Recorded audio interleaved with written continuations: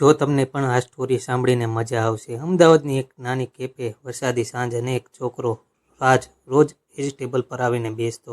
એ હંમેશા 2 ચા ઓર્ડર કરતો પણ પીતો માત્ર એક જ। કેફેમાં કામ કરતી છોકરી વાણીને આ વાત હંમેશા અજીબ લાગતી। એક દિવસ એ રહી ન શકી। એણે પૂછ્યું, તમે હંમેશા 2 ચા કેમ મગાવી છો?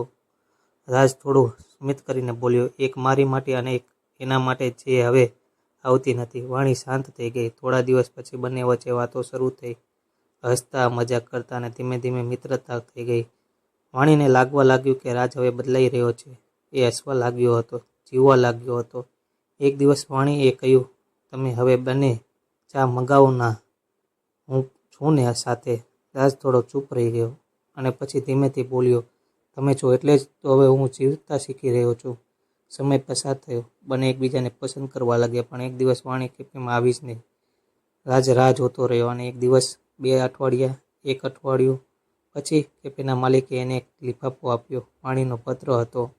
રાજ, મને ખબર નહોતી કે હું લાંબા સમય સુધી રહી શકીશ નહીં। મને એક ગંભીર બીમારી છે, પણ હું તને ફરી હસતો જોઈ શકી એ જ મારી જીત છે। તે મને પ્રેમ શીખવ્યો નહીં પણ જીવવા શીખવ્યું છે। હવે 2 ચા મંગાવજો, એક મારી યાદમાં અને એક નવી શરૂઆત માટે। રાજની આંખોમાં આંસુ આવી ગયા, પણ એ દિવસે પહેલીવાર એણે બંને ચા પીધી। કેટલાક મહિનાઓ પછી એ જ કેફે, એ જ ટેબલ, રાજ ફરી 2 ચા સાથે બેઠો હતો, પણ આ વખતે એની સામે એક છોકરી બેઠી હતી અને રાજ સ્મિત કરીને બોલ્યો, એક ચા તમારી માટે અને એક યાદો માટે। વાત સાંભળીને મજા આવી હોય તો ચેનલને સબસ્ક્રાઈબ અને વિડીયોને લાઈક કરજો દોસ્તો। ધન્યવાદ।